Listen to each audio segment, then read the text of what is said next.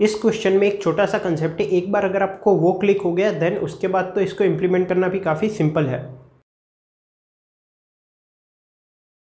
So as always let's understand the question. To gift his crush chocolates Ayush came up with a plan. There is a gift shop which gives chocolates depending on an interesting property of permutation. ठीक है, story है अभी तक। A permutation of length n is an array of n distinct integers from 1 to n arranged in any order। फिर नीचे example दिया गया है, ये हमें पता है। परम्यूटेशन ऑफ लेंथ n क्या होता है? एक एरे जिसमें n एलिमेंट्स हो और 1 से लेके n तक के सभी एलिमेंट्स, सभी इंटीजर्स इसमें एग्जैक्टली एक बार आए, उनका ऑर्डर मैटर नहीं करता। सो 2 1 4 3, 1 से लेके 4 तक के सभी एलिमेंट्स है, यहाँ पे साइज है 4, तो ये हो गया परम्यूटेशन ऑफ साइज 4। ठीक है, okay. For any permutation p let us define p की power x as the permutation p of up to x times i। ठीक है, क्या बोला गया है कि for any permutation p of x is equals to p of up to x times i। ठीक है, मतलब कि अगर हम यहाँ पे शॉर्ट में देखें, कंसेप्ट में वापस देखेंगे, तो हमारा जो एरे है p, वो क्या है, यहाँ पे जो एग्जांपल दिया गया है उसमें वो है 2 4 1 3, तो p की पावर 0 तो सेम ही रहेगा 2 4 1 3, लेकिन अगर p की पावर 1 की मैं बात करूँ तो वो हो जाएगा p ऑफ 0। ठीक है, p की पावर 2 की बात करूँ, मतलब कि सॉरी 1, ये फर्स्ट एलिमेंट की बात है। सेकंड एलिमेंट हो जाएगा p of 2 and so on. फिर यहाँ पे ये हो जाएगा p ऑफ 1, फिर second element and so on. So p of 1 की वैल्यू हमें पता है, ये देखो, ये first index, second, third, fourth, तो p ऑफ 1 क्या है 2, तो ये किस में कन्वर्ट हो जाएगा p of 2, which is basically p of 2 क्या है 4, तो ये जो है टर्म वो बेसिकली 4 के बराबर है, जो कि आप देख सकते हो p की पावर 1 वाला जो परम्यूटेशन है उसमें फर्स्ट एलिमेंट है 4। फिर ये क्या हो जाएगा, अब हमें पता है कि ये जो है वो 4 के बराबर है, तो ये हो गया p ऑफ 4।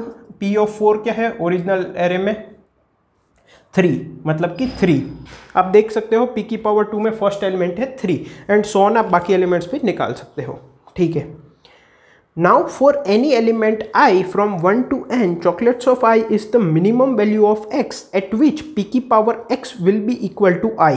ठीक है, क्या बोला गया है कि अगर हम हर एक इंडेक्स, जो सभी इंडेक्स है, उस इंडेक्स पे अगर चॉकलेट्स काउंट करें तो चॉकलेट्स ऑफ i क्या होगा, वो होगा minimum value of x where p की power x of i will be same as i।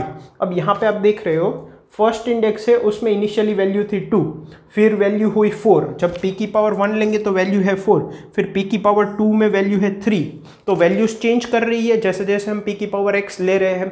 तो minimum x at which p की power x of i will be same as i, तो ये जो x वैल्यू है वो हो जाएगी चॉकलेट्स ऑफ i की वैल्यू ith इंडेक्स के लिए। ठीक है, ओके, सभी इंडेक्स के लिए अलग अलग x हो सकता है। The shop will give the sum of chocolates of i for all i from 1 to n chocolates to Ayush. Ayush को जो शॉपकीपर है वो कितनी चॉकलेट्स देगा, ये चॉकलेट्स ऑफ i की जो वैल्यू है x, वो हर एक इंडेक्स के लिए डिफरेंट होगी, तो 1 से लेके n तक के जो भी x वैल्यूज है चॉकलेट्स ऑफ i वाला, उनका सम करके उतनी चॉकलेट्स आयुष को मिलेगी।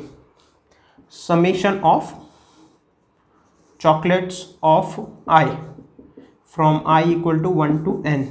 ठीक है, now Ayush has generated a permutation of length n and he wants to determine the total number of chocolates he will get from the shop. Also he wants to know the values of chocolates of i for all i from 1 to n. Can you help him with the task?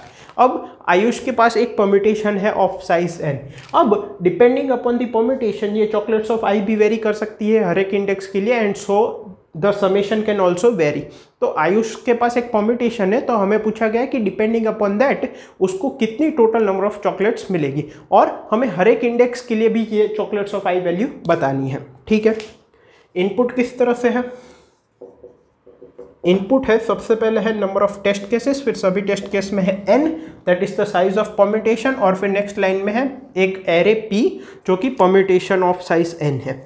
Output में हमें क्या दिखाना है, output में first सभी test case के लिए first line में टोटल नंबर ऑफ चॉकलेट्स मतलब कि समेशन दिस, और सेकंड लाइन में एक n साइज का एरे डिक्लेयर करना है that is chocolates of i वाला। ठीक है, ये एरे डिक्लेयर करना है फॉर सभी टेस्ट केस। यहाँ पे कंस्ट्रेंट्स मैंने लिख दिए हैं। आई होप क्वेश्चन क्लियर है। अब इसके कंसेप्ट पे मूव करते हैं। सो अब अगर यहाँ पे कंसेप्ट की बात करें तो अगर हम डेफिनेशन देखें p की पावर x की, तो p की power x is basically p of up to x times i। ठीक है, ऐसा ही था।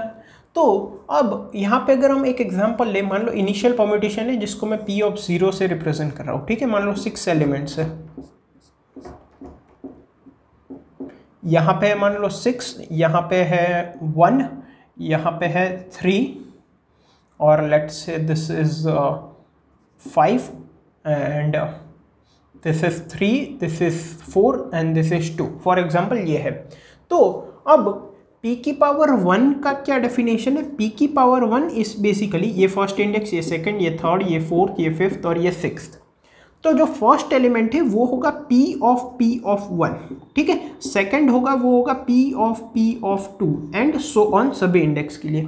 तो p ऑफ 1 तो हमें पता है, p ऑफ 1 क्या है 6, so this will basically be p of 6 which will basically be p of 6 क्या है 5 and so on for other indexes. अगर मैं p की पावर 2 की बात करूं तो फर्स्ट इंडेक्स के लिए क्या होगा p of 1 and so on बाकी इंडेक्स के लिए। तो p ऑफ 1 हमें पता है वो क्या है 5, तो this will basically be p of 5 which will basically be p of 5 क्या है 3। ठीक है, एंड सो ऑन। तो अब हमें क्या फाइंड करना है, हमें चॉकलेट्स वाला जो एरे है वो फिल करना है। बेसिकली वो क्या है, जो n साइज का एरे है, और for ith value chocolates of i will be equal to minimum value of x such that p की power x of i is equal to i। ये सभी इंडेक्सेस के लिए हमें फिल करना है, मतलब कि ith डे पे कितनी चॉकलेट मिलेगी वो होगी x, minimum x where p की power x of i equal to i। तो एक चीज़ तो हम क्या कर सकते हैं, ब्रूट फोर्स मेथड, जैसा कि यहाँ पे पहले 6 था, फिर 5 था, फिर 3 आया, तो हम हर एक इंडेक्स के लिए ऐसे चेंज कर सकते हैं जब तक कि p की पावर x ऑफ i के बराबर ना आ जाए इंडिविजुअली फॉर ईच इंडेक्स। लेकिन अगर यहाँ पे वर्स्ट केस में क्या होगा कि हर एक इंडेक्स के लिए n नंबर ऑफ स्टेप्स लग सकते हैं, बिकॉज n नंबर्स है तो p की पावर x ऑफ i को i आने में n स्टेप्स लग सकते हैं। तो हर एक इंडेक्स के लिए अगर हम अलग अलग से निकालेंगे तो उसके लिए नंबर ऑफ स्टेप्स कितने हो जाएंगे, सभी इंडेक्स के लिए n है तो ओवरऑल n स्क्वायर, तो वो टाइम लिमिट एक्सीड हो जाएगी, तो वो हम नहीं कर सकते। तो यहाँ पे हमें कुछ और सोचना पड़ेगा। तो अगर एक पैटर्न के बारे में सोचे, यहाँ पे जो दिख रही है वो ये है कि ये जो 6 है यहाँ पे, फिर फर्स्ट इंडेक्स पे क्या आया 5 आया, फिर यहाँ पे क्या आया था p की पावर 2 में फर्स्ट एलिमेंट 3 आया था। अगर मैं 5 से स्टार्ट करूँ, 5 कहाँ पे है यहाँ पे है, तो p की पावर 0 ऑफ 6 ये 5 है, p की पावर 1 ऑफ 6 क्या होगा p ऑफ 6 यही होगा। अब p ऑफ 6 क्या है 5, मतलब p ऑफ 5 क्या है 3। तो एक चीज़ आप देख रहे हो, यहाँ पे हमने 6 से स्टार्ट किया था, 6 से 5 गए, 5 से 3 गए, यहाँ से 5 से स्टार्ट किया था, 5 के बाद 3 गए। तो जो नेक्स्ट एलिमेंट आएगा वो फिक्स है डिपेंडिंग अपॉन द परम्यूटेशन। अगर हम यहाँ पे देखें तो सबसे पहले मान लो अगर 6 है तो वहाँ पे अब इसके बाद वैल्यू क्या आएगी, यहाँ पे 5 आएगी इस इंडेक्स पे, मतलब 5 आ गई। अब इस इंडेक्स पे वैल्यू क्या आएगी 3 आएगी। उसके बाद क्या होगा, अगर ये फर्स्ट एलिमेंट 3 है तो उसके बाद p की पावर 3 ऑफ 1 क्या होगा p of 3 which will be equal to, ये तो p की पावर 2 ऑफ 1 है ना, ये p की पावर 2 वाला एरे है तो उसमें फर्स्ट एलिमेंट 3 है, लेकिन p की पावर 3 में फर्स्ट एलिमेंट क्या होगा, that would be equal to p of 3। p of 3 क्या है 1 which will be equal to 1 के बाद क्या होगा, अब नेक्स्ट जो होगा p की power 4 of 1 will be equal to p of 1। p of 1 क्या है 6, मतलब कि यहाँ से वैल्यू वापस इसमें चली जाएगी। ये क्लियर है, मतलब कि अगर 6 से आप स्टार्ट करोगे तो 6 से 5, 5 से 3, 3 से 1, फिर वापस 6। अगर 3 से स्टार्ट करोगे तो 3 से 1 वैल्यू जाएगी, 1 से 6 जाएगी, 6 से 5 जाएगी। बेसिकली ये जो है वो फिक्स रहेगा depending upon the permutation. Now depending upon the permutation there can be one or many cycles. जैसे कि यहाँ पे 2 है, एक साइकिल ये बनी, इसमें कौन कौन से नंबर नहीं है, 2 और 4। तो अगर हम 4 से स्टार्ट करते हैं तो कौन सी वैल्यू आएगी, P ऑफ 4 नेक्स्ट वैल्यू होगी, P ऑफ 4 क्या है 2, तो ये हो जाएगा 2। फिर नेक्स्ट वैल्यू क्या होगी, P ऑफ 2, P ऑफ 2 क्या है 4, तो ये साइकिल बन गई। तो जितने भी एलिमेंट्स है वो इस तरह की साइकिल्स बनाएंगे, ठीक है। There can be one or many cycles. तो हमें क्या करना है, हमें पहले तो ये साइकिल्स फाइंड कर लेनी है, फॉर्म कर देनी है। इससे क्या होगा कि ये O ऑफ n में कन्वर्ट हो जाएगा, क्योंकि ये साइकिल्स बनाने में कितना टाइम लगेगा, हर एक नोड को हम एक ही बार विजिट करेंगे। अब आप देखो ये जो 6 है वो कौन से इंडेक्स पे है, 1 पे। तो 1 वैल्यू कौन से स्टेप पे आई, 1 2 3, मतलब कि यहाँ पे 3 स्टेप्स लगे। फिर उसके बाद तो वापस 6 आएगा, लेकिन हमें मिनिमम x बोला है तो 3 स्टेप्स लगे। 5 है वो कौन से इंडेक्स पे है, 6, मतलब यहाँ पे 6 वैल्यू आनी चाहिए ना। तो एक बार परम्यूटेशन लिया तो 3 आया, 2 बार में 1, 3 बार में 6, तो इसको भी 3 स्टेप्स लगे। 3 कहाँ पे है, 3 है 5th इंडेक्स पे, तो यहाँ पे क्या ओरिजिनली आना चाहिए, 5 आना चाहिए। मतलब कि 5th इंडेक्स पे p की power x of 5 is equal to 5 कौन सी x वैल्यू पे हो रहा है, यही देखना है। तो इनिशियली वैल्यू 3 है, उसके बाद 1 हो जाएगी, उसके बाद 6 हो जाएगी, उसके बाद 5 हो जाएगी। यहाँ पे भी 3 स्टेप्स लगेंगे, सिमिलरली यहाँ पे भी 3 स्टेप्स लगेंगे, यहाँ पे इन दोनों को एक एक स्टेप लगेगा। तो बेसिकली हमें क्या करना है, जैसे साइकिल्स फॉर्म हो गई तो जितने भी साइकिल्स हैं हमें क्या करना है, समेशन ऑफ, हमारा आंसर क्या हो जाएगा, summation over all cycles number of elements in each cycle, मान लो है m, और into m-1 number of cycles, number of elements अगर m है, जैसे यहाँ पे 4 एलिमेंट है तो यहाँ पे 4 इंडेक्सेस ऐसे होंगे जिनको m-1 स्टेप्स लगेंगे, इसको भी 3 स्टेप लगेंगे, इसको भी 3 स्टेप लगेंगे, इसको भी 3 लगेंगे, इसको भी 3 स्टेप लगेंगे, ठीक है। सिमिलरली यहाँ पे 2 एलिमेंट है और एक एक स्टेप लग रहा है, तो हमें जितने भी साइकिल्स है उसमें जितने भी एलिमेंट्स है इनटू m-1, क्योंकि m-1 होगा steps for each of those element in the cycle to make p की power x of i equal to i। तो ये हम क्या करेंगे, अब जैसे ये साइकिल्स मिल गई तो अब इनकी वैल्यूज हम स्टोर कर देंगे। जैसे कि ये 6 है वो कौन से इंडेक्स पे है, 1 पे, तो यहाँ पे जो है यहाँ पे आंसर 3 होगा। फिर 5 है कौन से इंडेक्स पे है, 6 पे, तो यहाँ पे भी आंसर 3 होगा। फिर 3 है वो कौन से इंडेक्स पे है, 5 पे, यहाँ पे भी 3 होगा आंसर। और 1 है वो है 3rd इंडेक्स पे, तो यहाँ पे भी 3 आंसर होगा। इन दोनों में एक एक स्टेप लगेगा। और तो हम पहले इसका सम डिस्प्ले कर देंगे, दैट इज 14, और नेक्स्ट लाइन में ये एरे डिस्प्ले कर देंगे। सो आई होप कि आपको कंसेप्ट समझ में आ गया है। अब थोड़ा बहुत डाउट बचा होगा कि कैसे इंप्लीमेंट करेंगे, तो इंप्लीमेंटेशन भी देख लेते हैं।